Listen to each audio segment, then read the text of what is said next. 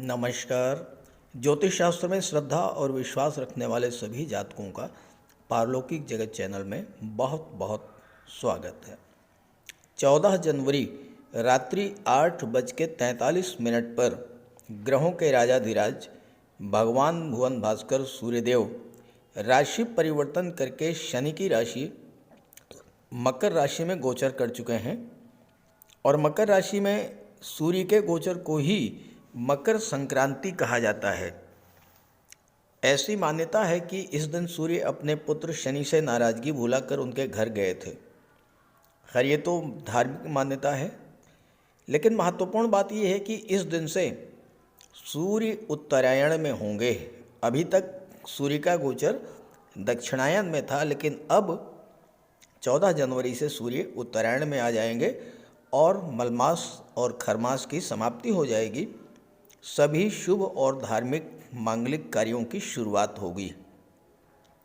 दूसरी महत्वपूर्ण बात यह है कि सूर्य अपने ही नक्षत्र उत्तराषाढ़ा नक्षत्र के दूसरे चरण में गोचर करते हुए मकर राशि में प्रवेश कर रहे हैं और अपने ही नक्षत्र में गोचर करते हुए सूर्य अत्यंत बली होते हैं। तो सूर्य के मकर राशि में गोचर का वृश्चिक राशि के जातकों के जीवन पर क्या प्रभाव पड़ेगा, इसी का विश्लेषण करेंगे इस वीडियो में। लेकिन उससे पहले ये समझेंगे कि सूर्य के इस राशि परिवर्तन के दौरान कितनी अद्भुत और विलक्षण ग्रह स्थितियां बन रही हैं आपकी कुंडली में और उनका क्या प्रभाव पड़ेगा आपके जीवन पर। यह विश्लेषण आपकी चंद्र राशि के आधार पर किया जा रहा है और वीडियो के अंत में मैं आपको सूर्यदेव के उपाय भी बताऊंगा।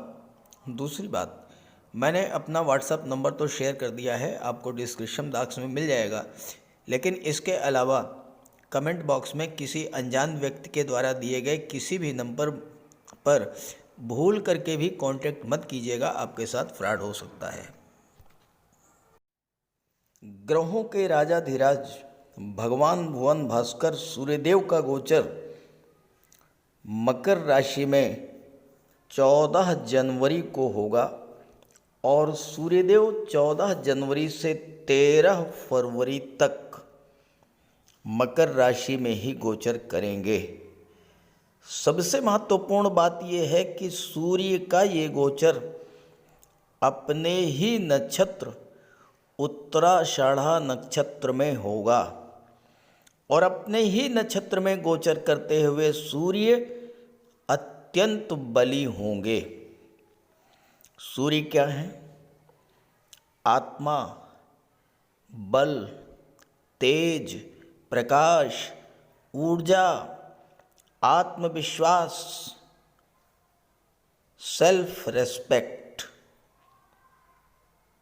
विल पावर, इच्छा शक्ति। सूर्य शासन प्रशासन, उच्च पद, नेम, फेम, पावर और अथॉरिटी के कारक होते हैं। और जब सूर्य बली हों और कुंडली के अन्य ग्रहों से सूर्य को सपोर्ट मिल रहा हो तो स्थितियां पूरी तरह से आपके पक्ष में होती हैं और जीवन के हर क्षेत्र में सफलता मिलती है। इस चीज को कालपुरुष कुंडली से समझते हैं। अद्भुत और विलक्षण ग्रह स्थितियां बन रही हैं 14 जनवरी के बाद। देखिए, कुंडली के भाग्य भाव में, ये मैं कालपुरुष कुंडली की बात कर रहा हूं, राशि के अनुसार सूर्य का प्लेसमेंट चेंज होता रहेगा। जो कालपुरुष कुंडली है उसके अनुसार बुध का गोचर भाग्य भाव में है। 7 फरवरी तक बुध भाग्य भाव में गोचर करेंगे और बुध 18 जनवरी को मार्गी हो रहे हैं। 7 फरवरी को बुध राशि परिवर्तन करके सूर्य के साथ दशम भाव में गोचर करेंगे, बुधादित्य राजयोग बनाएंगे। शनिदेव 17 जनवरी को लाभ के भाव में आ जाएंगे और शुक्र 22 जनवरी को लाभ के भाव में आएंगे और 22 जनवरी से 15 फरवरी तक शुक्र लाभ के भाव में रहेंगे। देवगुरु 12वें भाव में है और मंगल धन के भाव में शुक्र की राशि में गोचर करेंगे। अब ये जो ग्रह स्थितियां बन रही हैं इसे ग्रह मालिका योग कहते हैं। इस योग के बनने पर सभी ग्रह एक माला के रूप में गुथे होते हैं। देखिए, बुध, सूर्य, शुक्र, गुरु, मंगल, जब सभी ग्रह एक माला के रूप में गुथे होते हैं तो एक दूसरे को सपोर्ट करते हैं। दूसरी बात, इन ग्रहों के बीच 2-12 का संबंध बन रहा है। सेकंड हाउस, द्वितीय भाव क्या है? द्वितीय भाव है आपका सस्टेनेंस। आप सरवाइव कैसे करेंगे, आपकी जीविका क्या है, आपका सपोर्ट क्या है, आपको बल कहाँ से मिल रहा है। अब आप यहां देखिए, बुध से दूसरे पर है सूर्य। बुध को बल कहाँ से मिलेगा, बुध को सपोर्ट कहाँ से मिलेगा? सूर्य से मिलेगा। सूर्य से दूसरे पर हैं शुक्र और शनि। सूर्य को सपोर्ट कहाँ से मिलेगा? शुक्र और शनि से। और शुक्र और शनि से दूसरे पर हैं गुरु, तो शनि और शुक्र को बल कहाँ से मिलेगा? देवगुरु बृहस्पति से। अब आप देखिए कितनी विलक्षण स्थिति है। सूर्य, शनि, शुक्र शत्रुवत संबंध रखते हैं, लेकिन यहाँ पर 2-12 का संबंध बन रहा है। सूर्य से सेकंड हाउस में शनि और शुक्र हैं। सूर्य को शनि और शुक्र से बल मिलेगा।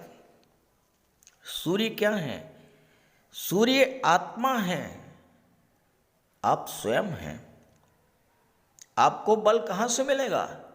शनि और शुक्र से, यानी परिश्रम और धन से। एकादश भाव से, लाभ के भाव से आपको बल मिलेगा, आपको ताकत मिलेगी, आपको सपोर्ट मिलेगा। तो इसका अर्थ ये है कि इस गोचर काल में आपकी कुंडली के भाग्य भाव, कर्म भाव, लाभ के भाव और विदेश भाव में बैठे ग्रह एक दूसरे को फुली सपोर्ट करेंगे, तो इन भाव से संबंधित फल तो आपको प्राप्त होंगे ही। साथ ही साथ इन ग्रहों के कारक तत्वों से संबंधित फल प्राप्त होंगे। इन ग्रहों का संबंध जिन जिन भाव से बनेगा उन भावों से संबंधित फल आपको प्राप्त होंगे। और तीसरी जो महत्वपूर्ण घटना है इस गोचर काल की, वो है मंगल और सूर्य का एक दूसरे से त्रिकोण का संबंध। सूर्य क्या है? ग्रहों के राजा हैं। मंगल क्या है? ग्रहों के सेनापति हैं। सूर्य से पंचम पर है मंगल, 1 2 3 4 5। सूर्य से पंचम पर है मंगल और मंगल से नवम पर है सूर्य। सूर्य और मंगल में नवम पंचम का योग बन रहा है। दोनों एक दूसरे से त्रिकोण पर हैं, तो दोनों ही एक दूसरे को एक्टिवेट करेंगे, दोनों ही एक दूसरे को बल प्रदान करेंगे। और महत्वपूर्ण बात यह है कि 13 जनवरी से मंगल मार्गी हो चुके हैं। सूर्य 14 जनवरी से दशम भाव में मंगल के त्रिकोण पर आएंगे, तो 14 जनवरी से 13 फरवरी तक आपको हर तरह का लाभ प्राप्त होगा, क्योंकि मंगल 13 फरवरी तक सेकंड हाउस में ही रहेंगे, सूर्य से त्रिकोण पर ही रहेंगे। तो इसी आधार पर विश्लेषण करेंगे आपकी कुंडली में किस भाव में सूर्य का गोचर है और उसका क्या शुभ फल प्राप्त होगा आपको 14 जनवरी से 13 फरवरी के बीच। तो यह है वृश्चिक राशि के जातकों की कुंडली। आपके लग्न के स्वामी मंगल हैं, जो कि कुंडली के सप्तम भाव में गोचर कर रहे हैं।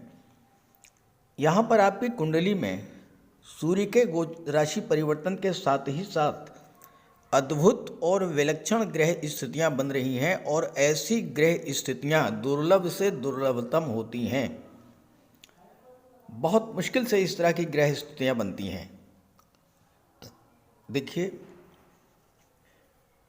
धन भाव में बुध का गोचर है, पराक्रम भाव में सूर्य का गोचर है, चतुर्थ भाव में शनि और शुक्र का गोचर है, पंचम में गुरु का है, छठे में राहु का है और सप्तम में मंगल का है। तो देखिए, सभी ग्रह एक दूसरे से एक माला के पुष्पों की भांति गुथे हुए हैं, और इस योग को ग्रह मालिका योग कहते हैं। ग्रह मालिका योग जब किसी जातक की कुंडली में बन जाता है तो सभी ग्रह एक दूसरे को सपोर्ट करते हैं। और दूसरी बात, सभी ग्रह एक दूसरे से 2-12 का संबंध बना रहे हैं। देखिए, बुध से दूसरे भाव पर सूर्य है, तो बुध को बल किससे मिलेगा? सूर्य से। सूर्य से शनि शुक्र दूसरे भाव पे हैं, सूर्य को बल किससे मिलेगा? शनि और शुक्र से। शनि और शुक्र से दूसरे भाव पर गुरु हैं, तो शनि शुक्र को बल किससे मिलेगा? गुरु से। तो इस तरह से सभी ग्रह एक दूसरे को सपोर्ट कर रहे हैं, पहली बात। दूसरी बात, आपके राशि के स्वामी मंगल हैं, और वृश्चिक राशि के जातकों के लिए सूर्य और मंगल के गोचर का बहुत बड़ा महत्व होता है। और वर्तमान स्थिति में सूर्य और मंगल एक दूसरे से त्रिकोण पर हैं। देखिए, सूर्य से काउंट कीजिए, 1 2 3 4 5। सूर्य से पंचम भाव पर मंगल है और मंगल से नवम भाव पर सूर्य हैं। सूर्य और मंगल में नवम पंचम का योग बना, दोनों एक दूसरे से त्रिकोण पर हैं। और जब दो ग्रह एक दूसरे से त्रिकोण पर होते हैं तो एक दूसरे को एक्टिवेट करते हैं, एक दूसरे को बल प्रदान करते हैं और अपना पूरा फल देने में सक्षम होते हैं। अब सूर्य की बात करें तो सूर्य का गोचर कुंडली के पराक्रम भाव में है। सूर्य राजा हैं। बुध कहाँ पर बैठे हैं? बुध धन के भाव में गोचर कर रहे हैं, लाभ के भाव के स्वामी होकर। तो यहाँ पर बुध महाधनी योग भी बना रहे हैं। सूर्य बल, तेज, ऊर्जा और प्रकाश के कारक हैं। बुध बुद्धि के कारक, इंटेलिजेंस के कारक हैं, आपकी वाणी के कारक हैं। तो सूर्य और बुध के प्रभाव से आपके पराक्रम पुरुषार्थ में भी वृद्धि होगी, और साथ ही साथ आपका भाग्य भी साथ देगा, क्योंकि सूर्य की दृष्टि भाग्य भाव पर पड़ेगी, तो भाग्य का भी सपोर्ट मिलेगा। सूर्य में प्रकाश होता है, नवम भाव भाग्य भाव है। भाग्य भाव पर जब सूर्य की दृष्टि पड़ेगी तो भाग्य को चमका देंगे, और भाग्य ही चमक गया तो फिर कहना ही क्या। सूर्य यहाँ पर दशम भाव के स्वामी हैं और भाग्य भाव पर दृष्टि डाल रहे हैं, पराक्रम भाव में बैठे हैं। तो आपके पराक्रम पुरुषार्थ में तो वृद्धि होगी ही होगी। कार्य क्षेत्र में प्रबल उन्नति का योग बनेगा। चूंकि मंगल जो कि सूर्य से त्रिकोण है, मंगल की भी चौथी दृष्टि दशम भाव पर पड़ रही है और सूर्य दशम भाव के स्वामी हैं। तो ऐसे में कार्य क्षेत्र में आपको उच्च स्तर की सफलता मिलेगी। जहाँ तक छात्रों की बात करें तो देवगुरु पंचम भाव में अपनी ही राशि में है। पंचम भाव शिक्षा और संतान का होता है। छठे भाव के स्वामी हैं मंगल, और छठा भाव नौकरी का होता है, और सूर्य मंगल से त्रिकोण पर हैं। जो छात्र प्रतियोगी परीक्षाओं की तैयारी कर रहे हैं, लगातार कई बार असफल होते आ रहे हैं, कभी रिटन क्वालिफाई किया तो इंटरव्यू में रह गए, कभी रिटन ही क्वालिफाई नहीं कर पाए, ऐसे सभी जातकों के पराक्रम पुरुषार्थ में वृद्धि होने के कारण, भाग्य का भी साथ मिलने के कारण प्रतियोगी परीक्षाओं में सफलता मिलेगी। और सूर्य कर्म भाव के स्वामी हैं, दशम के स्वामी हैं और पराक्रम भाव में गोचर कर रहे हैं, मंगल की दृष्टि पड़ रही है, तो कार्य क्षेत्र के लिए ये समय बहुत ही अच्छा है। अब यहाँ पर देखिए, शनि और शुक्र का गोचर अत्यंत श्रेष्ठ है, क्योंकि शनि और शुक्र का गोचर कुंडली के चतुर्थ भाव में है। यहाँ पर शनि अपनी ही राशि में गोचर कर रहे हैं और षष्ठ महापुरुष राजयोग का निर्माण कर रहे हैं। शुक्र यहाँ पर 22 जनवरी से 15 फरवरी तक गोचर करेंगे, जबकि शनि 17 जनवरी से लगातार पूरे माह चतुर्थ भाव में ही गोचर करेंगे, षष्ठ राजयोग बनाएंगे और शनि की दृष्टि भी छठे भाव पर पड़ेगी। तो यहाँ शनि का भी बल, मंगल का भी बल प्रतियोगी परीक्षाओं के लिए सफलता देने वाला होगा। शुक्र 12वें भाव के स्वामी हैं और सप्तम भाव के स्वामी हैं। 12वां भाव विदेश का होता है, तो आपको विदेशों से धन की प्राप्ति होगी। सप्तम भाव के स्वामी हैं शुक्र और सुख भाव में बैठे हैं, तो भौतिक सुखों में तो वृद्धि करेंगे ही, दाम्पत्य जीवन में भी खुशियां लौटेंगी और आपके विवाह का भी योग बनेगा, संतान प्राप्ति का भी योग बनेगा। शुक्र की और शनि की दृष्टि दशम भाव पर पड़ेगी, तो जो जातक कला के क्षेत्र से जुड़े हुए हैं, संगीत, नृत्य, अभिनय, नाटक, लेखन, गायन, वादन, काव्य, इन सब क्षेत्रों में विदेश जाने का योग बनेगा, विदेशों से धन मिलेगा। मंगल की दृष्टि पड़ रही है दशम भाव पर। जो जातक आर्मी, एयरफोर्स में हैं, मिलिट्री, नेवी, पुलिस विभाग में हैं या टेक्निकल फील्ड में, इंजीनियरिंग के क्षेत्र में हैं, उनके लिए पद प्रतिष्ठा और प्रमोशन का योग बनेगा। जो जातक गेम्स और स्पोर्ट्स या मेडिकल और सर्जरी से जुड़े हुए हैं, उन जातकों के लिए विदेश जाने का योग बनेगा। और चूँकि शनि की दृष्टि भी दशम भाव पर पड़ रही है, तो जो जातक रियल एस्टेट से जुड़े हैं, प्रॉपर्टी डीलिंग का कार्य करते हैं या कंस्ट्रक्शन का कार्य करते हैं, बिल्डर हैं, आर्किटेक्ट हैं, बिल्डिंग मटेरियल सप्लायर हैं, मेडिसिन्स और केमिकल प्रोडक्ट्स का काम करते हैं या पेट्रोल, डीजल, गैस का काम करते हैं, ऐसे सभी जातकों के लिए कार्य क्षेत्र में प्रबल उन्नति का योग बनेगा। अब आपकी कुंडली में बुध का गोचर बहुत ही महत्वपूर्ण है। जितना महत्वपूर्ण गोचर सूर्य का है, उतना ही महत्वपूर्ण गोचर बुध का भी है। क्यों है, ये मैं आपको समझाता हूँ। हर जातक की कुंडली में एक ऐसा भाव होता है जहाँ से उसे राजयोग की प्राप्ति होती है। राजयोग यानी धन, वैभव, राजसी वैभव, सुख, समृद्धि, ऐश्वर्य, कंफर्ट, लग्जरी, ये सब उस भाव से मिलती है। स्टेटस ग्रो करता है, मान सम्मान, प्रतिष्ठा बढ़ती है, समाज में सम्मानजनक स्थिति आती है और उस भाव को पहचानना बहुत आसान है। मैं आपको बहुत ही अद्भुत ज्योतिषी सूत्र बताने जा रहा हूँ। अपनी जन्म कुंडली को आप नेट से डाउनलोड कीजिए और उसमें देखिए कि कौन से ऐसे दो ग्रह हैं जो एक दूसरे से त्रिकोण पर हैं। अब आप यहाँ देखिए, सूर्य और मंगल एक दूसरे से त्रिकोण पर हैं। सूर्य से 1, 2, 3, 4, 5, सूर्य से पंचम पर है मंगल और मंगल से नवम पर है सूर्य।